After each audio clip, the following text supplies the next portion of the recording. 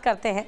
आज धरती आबा यानी कि बिरसा मुंडा का शहादत दिवस है। इस मौके पर हर आम को या खास हो उन्हें श्रद्धांजलि दे रहे हैं। झारखंड में बीजेपी, कांग्रेस और जेएमएम के तमाम नेताओं ने भगवान बिरसा मुंडा की शहादत दिवस पर उनकी प्रतिमा पर माल्यार्पण कर उन्हें श्रद्धांजलि अर्पित की है और उनके बलिदान के लिए उन्हें नमन किया। बता दें कि बिरसा मुंडा का सिर्फ 25 साल की उम्र में निधन हो गया था। आखिर कैसे एक आदिवासी लड़के ने अंग्रेजी शासन की नींव हिलाने का काम किया, जानने के लिए रिपोर्ट देखिए।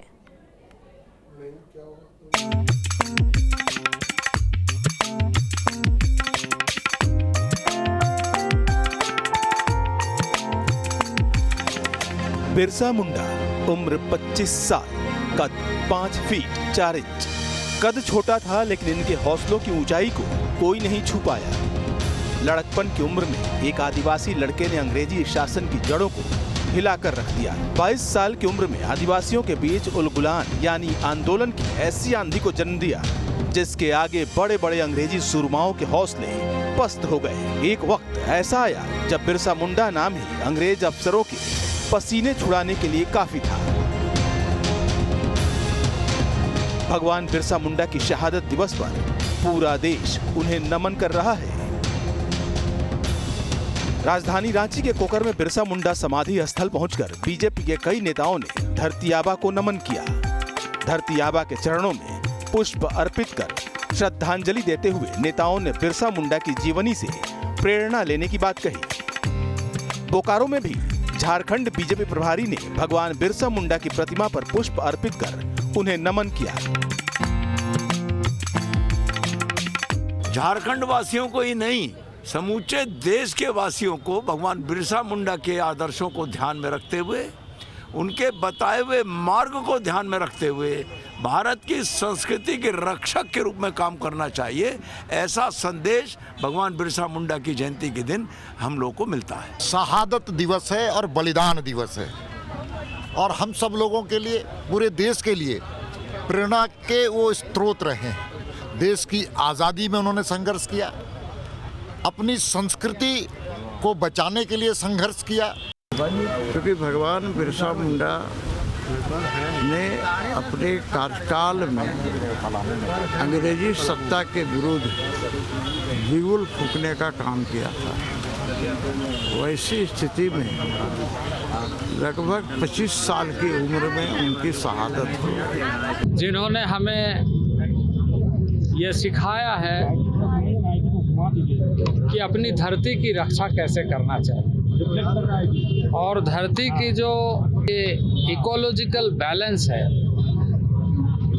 उसे कैसे हम अपने जीवन पद्धति के माध्यम से सुरक्षित रख सकते हैं। झारखंड मुक्ति मोर्चा के अध्यक्ष शिबू सोरेन ने भी भगवान बिरसा की समाधि पर श्रद्धा सुमन अर्पित किए। इस दौरान कांग्रेस प्रदेश अध्यक्ष राजेश ठाकुर और मंत्री आलमगीर आलम भी मौजूद रहे। कि भगवान बिरसा जी ने इस धरती में सामाजिक, राजनीतिक और शोषण मुक्त राज बनाने के लिए वो अंग्रेजी से पंगा लिए थे और उन्होंने 2019 शताब्दी के अंत में जो लड़ाई शुरू की थी वो लगातार लड़ाई चलते रहा। 3 जून 1900 साल में उनका गिरफ्तारी हुई। आज भगवान बिरसा मुंडा जी की पुण्यतिथि है और इस अवसर पर हम संकल्प लेते हैं, जो उनके सपने थे उनको साकार करने में हम लोग लगे हैं और पूरी तरह से साकार करने के लिए कृत संकल्प हैं। और यही इसी भावना के साथ हम गांव ग्राम में जा कर के जिन मुद्दों को लेकर के वो आगे बढ़े थे और सबसे बड़ी बात वो आज़ादी चाहते थे और आज समय आ गया है जब आज़ादी को बचाने की ज़रूरत है। सिर्फ 25 साल की उम्र में बिरसा मुंडा ने आदिवासी समाज और देश के लिए जो किया वो शायद ही कोई और कर पाता। उनके बलिदान ने आदिवासियों को उनका हक दिलाया। यही वजह है कि जब झारखंड राज्य का गठन का फैसला हुआ तो गठन का दिन धरती आबा के जन्मदिन को चुना गया।